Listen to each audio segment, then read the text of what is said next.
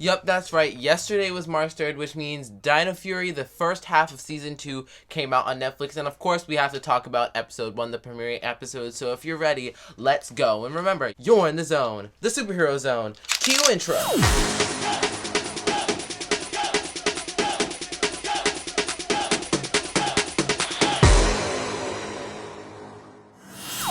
Hello and welcome to Superheroes 101, where the superheroing is never done. My name's Xavier and I'll be your host.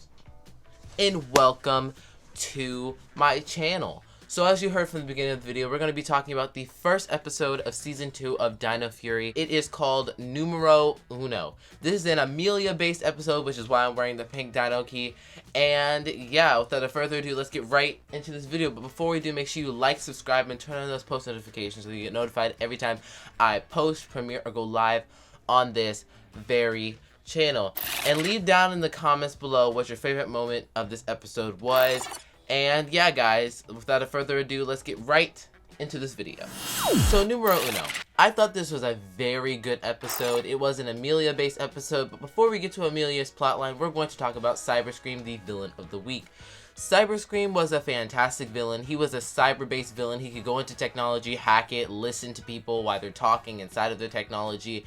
Like, for instance, in the beginning of the episode, he hacked Izzy's phone and had Izzy thinking that he was someone completely different. And yeah, he came out of her phone in his full monster form, and every time the Rangers would attack him in that beginning sequence and there was a big explosion, they thought he was gone, but he digitally almost glided away behind them and like slashed them and kept fighting them. And yeah, he eventually got away and was listening and watching them in the camera, because in that whole battle sequence in the beginning of the episode with Izzy, Javi, and Ion, they destroyed a flower cart, and of course the Rangers are going to make it right, and they make it right by getting the Dino Fix-It key, which basically that key can fix whatever is broken. And yeah, they use it on the flower cart, and the guy of the flower cart is super happy, but Cyberscream came up from behind them, taking the key and teleporting away, giving the key to Void Knight, which will come into key play in this episode. But yeah, also Cyberscream was listening to what the Rangers were saying in their base. Like, he was physically in the internet, in Ollie's computer, watching and listening to what they were saying, and I felt like that was really cool. Cyberscream reminds me a lot of Vengex by the way his powers work. And luckily Izzy caught on to the whole glitchy effect that Ollie's computer was experiencing from earlier on when Cyberscream was in her phone. So they came up with like a plan to kind of draw Cyberscream out, and this plan was to put a Void Knight saber in the middle of Dino Henge and explode it with a bunch of explosions. So yeah, they didn't actually do that, they just wanted to get Cyberscream out so they could destroy him. But they put the saber in the middle of Dino Henge. All of them are doing like improv acting, you know. Ollie does a terrible job with improv, so Amelia takes over, and we know Amelia is trying to balance being the boss of Buzz Blast right now and being the Pink Ranger. She takes the computer and she's doing all these cool technical terms for like hacking and fixing the system, getting it ready for the explosion. She's sitting on the ground, and then she has to take a business call for one of her colleagues at Buzz Blast who needs her help. She gets distracted, and then Cyberscream comes out of her phone, and then Amelia is thinking that she lost reception, but really Cyberscream hacked her phone, got out of it, took Void Knight saber. Then she finally realizes that he's behind her, and Cyberscream teleports away with Void Knight saber, and the Rangers fail in that instance. Cyberscream gives the saber back to Void Knight, and Void Knight has the Fix-It key and his Chroma Fury saber back, so he's able to fix his broken Void Knight suit from the last season.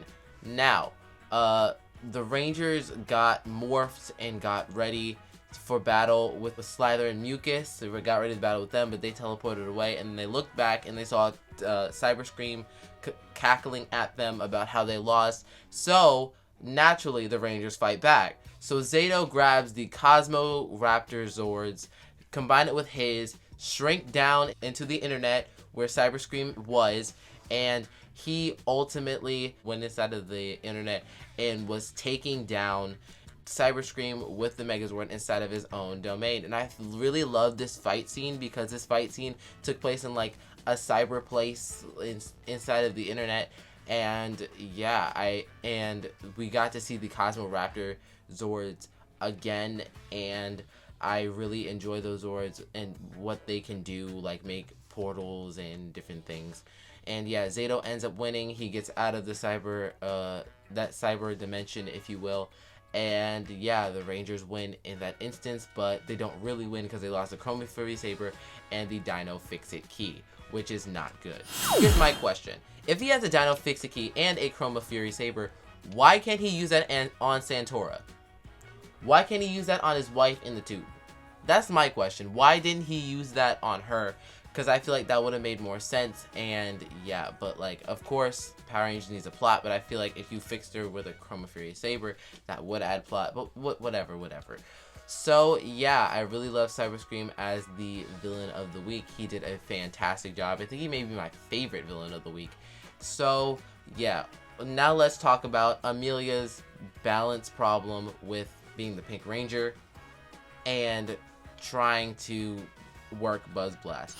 So in this entire episode, Amelia has been going back and forth to Buzz Blast and to Dino Hand, trying to balance the Ranger side of herself and the Worker Bee side of herself, while Jane and Jayborg were out of town filming a documentary all over the world for months at a time, trying to, you know, piece this documentary together so they could put it on Buzz Blast. But before they left, Jane put Amelia in charge of Buzz Blast, and it seems like from the beginning of the way this episode started, that episode 1 of DinoFury has been a year.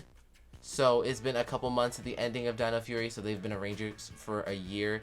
So I feel like Amelia taking over Buzz Blast has been happening for a couple months now in that timeline. I love how they acknowledge at the beginning of the episode that the Rangers already know about Amelia's control over Buzz Blast and how important that is to her. And I like how in the beginning of the episode we opened with the fighting scene with Izzy Garcia, Javi Garcia, Zato, Ion, and Ollie taking down this clown skull type monster while Amelia, you know, was not there.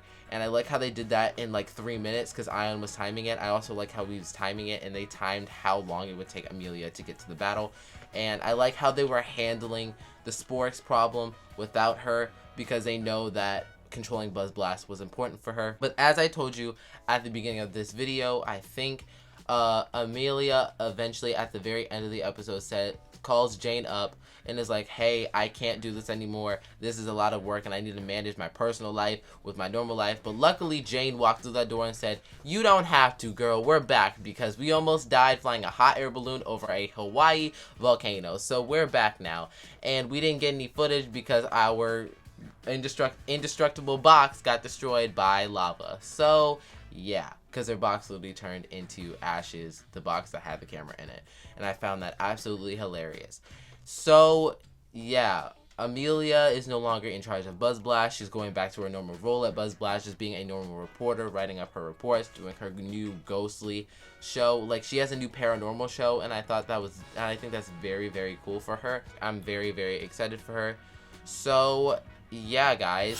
Also, there was another subplot in this episode with Zato and Ion trying to find their planet in the Power Rangers in their universe, because we got shown a little diagram of their entire universe, the universe that DinoFury is in, and they were trying to look for the Rafcon 3 Suns where Rafcon is usually located. And yeah, I thought that was very interesting. That's why earlier on when they meet Cyber Scream, Ion was carrying a bunch of books. He got books to help him look for that. And yeah, I really like them trying to find Rafcon because they haven't got a proper transmission from them, as we saw from the previous season. And yeah, now let's get to my closing thoughts. So I think this final episode of DinoFury was wonderful. I enjoyed every second of it, and it's great to see the team back again, and it's great to see at the beginning of the episode how they immediately jump in to fighting a Sporix battle. It's no more focusing on singular character story development, trying to develop each character. I like how we just jumped right in. We know these characters. And yeah, leave down in the comments below what was your favorite part of the episode, and if you think Zato and Ion are going to be able to find their home planet of Rafcon. Leave that down in the comments below because I want to know. Also, leave your theories about that in the comments down below. And yeah, thanks for watching this video. If you liked it, make sure you give it a big thumbs up, subscribe, and hit that notification bell so you get notified every time I post, go live, or premiere a video on this very channel. So yeah, guys, I post Mondays, Wednesdays, and Fridays. For those of you who are interested, check out my Instagram and TikTok for exclusive Superheroes 101 content.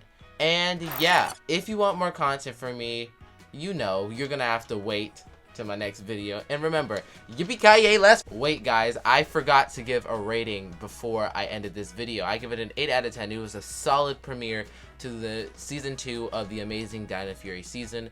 So yeah, I can't wait to review more videos of these for you guys. And remember, if you want more content from me, you're gonna have to wait till my next video. And now, yippee-ki-yay, let's ride.